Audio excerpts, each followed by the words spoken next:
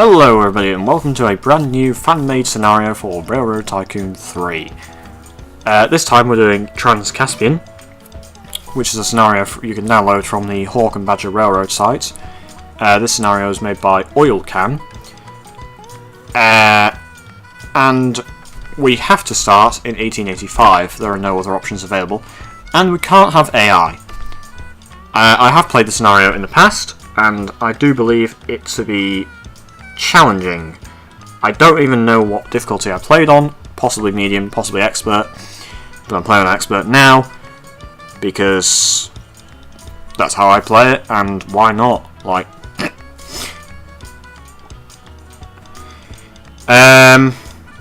but yeah, so no AI, playing on expert, Caspian. So I do remember this scenario being fun, but very hard. And I am playing on expert, so don't expect me to get the gold. Hopefully we can get a bronze at least. Also, hopefully my game doesn't crash again. Which is why I sound a bit annoyed, because the game just crashed. So this is actually take 2. It is the late 1800s, and the Russian Empire has taken possession of the Central Asian empires of Khiva, Oman, and Turkestan. But Russia's grip on her new territories is weak. The Karakum Desert holds her military in check against the edge of the Caspian Sea. Build the Trans-Caspian Railroad to Tashkent, the seat of Turkestan, and transport selected cargo. So gold. Personal net worth 10 million or more. Oh joy, personal net worth, because that went well in Iceland. No, it didn't. To ports. That's where we start. We have to start in the ports. And interestingly about this scenario is you can't buy territory, so I think it's just given to you once you meet a specific requirement or a specific date. 100 loads of clothing and paper, and 75 loads of goods and sugar to Tashkent. Silver is basically the same, just less numbers. Same with bronze. So, personal net worth, clothing and paper to the ports, goods and sugar to Tashkent. Interestingly though, we don't have to connect like A, B, C and D as well as Tashkent and the ports. So seemingly we can go whichever route we like. We only have 25 years.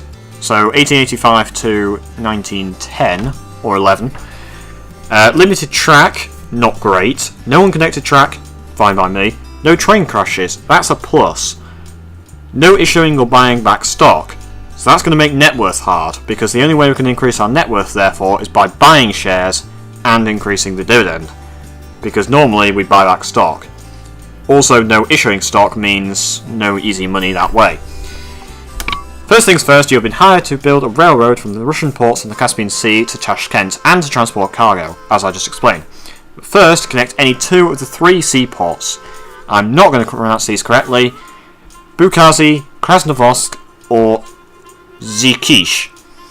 Bukazi is closest to Mother Russia and thus receives more goods. Krasnovodsk is the military headquarters with a warehouse of ammo and weapons. Zikish is the largest port city. Each port receives a mix of different cargoes. Start a company and connect to ports. So whichever way you look at it, we have to connect to Krasnovodsk, given that it's in the middle. Bukazi is in the north, Krasnovodsk in the centre, Zikish in the south.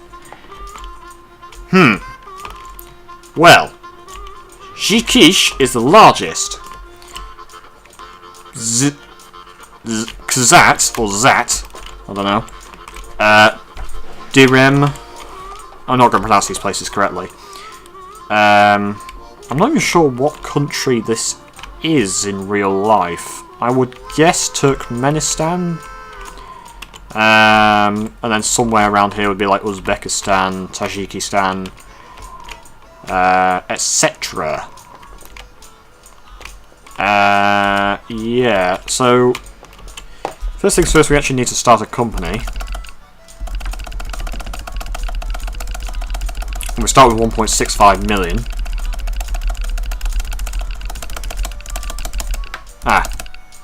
Yeah, so we're going to go for the sort of Imperial Russian Eagle logo.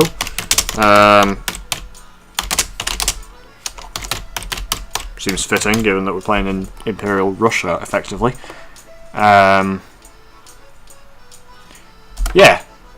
Steel rails and cross ties must arrive by steamer at a port. There are 300 track at the dock. You will receive 25 track every 3 months, with an option to buy more every June. Any bonus track will be delivered at the start of each year. The rail line must be built from your starting point, no unconnected track, since trains will bring supplies to the rail workers. Sounds quite complicated and a bit confusing, and to be honest, I'm not 100% myself. Hopefully things will be cleared as we play. St. Petersburg will subsidise your railway $50,000 per month until you reach Tashkent. So it's basically $600,000 a year in 12 small payments of $50,000 per month, which is kind of like a free bond every year, until you reach Tashkent. And if company cash is less than 1.5 million. So presumably if we have more than 1.5 million, we don't get the subsidy from St. Petersburg. Though, in fairness, let's face it, our company cash is going to be less than 1.5 million most of the time. Dangers. The Karakum Desert is vast, dry and desolate. Building track and shifting sand will be costly, so too will be track maintenance. Your trains will use more water and oil than normal. Great. But fortunately there's no train crashes. But we still need a lot of maintenance and service towers and whatnot. The heat will punish and slow your labourers. Not quite sure how it's going to work, maybe just more loading time. General Annenkov, 2nd Battalion Russian Army, can safeguard your track and trains, but not everywhere at once. Soon, you will be asked to choose your route to Tashkent, so the General can position his troops. Okay. So, with the intro out the way, I'm actually going to save the game. Trans-Caspian Experts Let's Play. And now that the game's saved, I'm going to create a new video part, and I'll see you in part 2. So this part 1 will just be like an introduction.